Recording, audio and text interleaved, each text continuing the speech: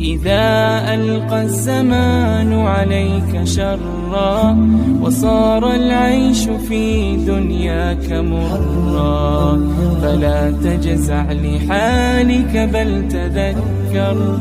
سب follow پر لگے ہوئے، سب internet پر لگے ہوئے.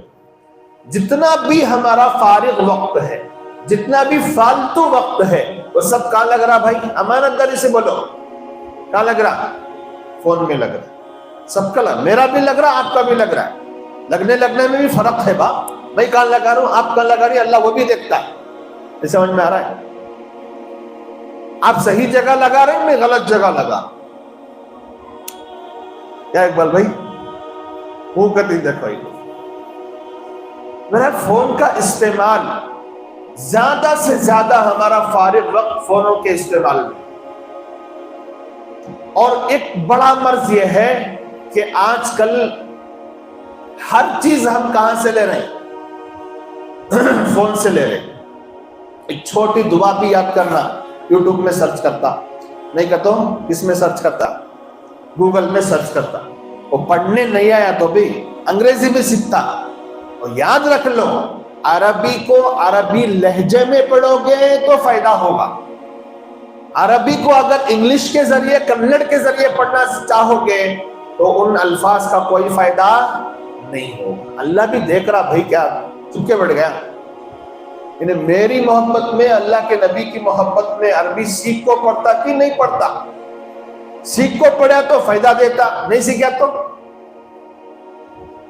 ارے بھیا ہمیں کمپنی میں کام کے لیے جمع ہوئے، کمپنی کا اونر کیا دیکھتا ہے؟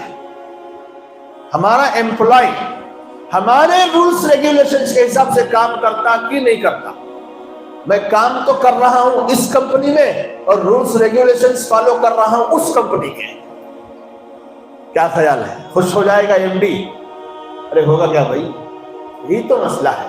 اللہ بھی دیکھتا ہے کہ میری محبت، میرے محبوب کی محبت، اسے میری لینگویج جو خاص لینگویج ہے عربی، اسلامک لینگویج، جنت کی، جہنم کی اور اسی طرح قبر کی جو لینگویج ہے وہ سیکھتا نہیں سیکھتا. قرآن کی، حدیث کی، اللہ کی، رسول کی، سب کی لینگویج کون سی؟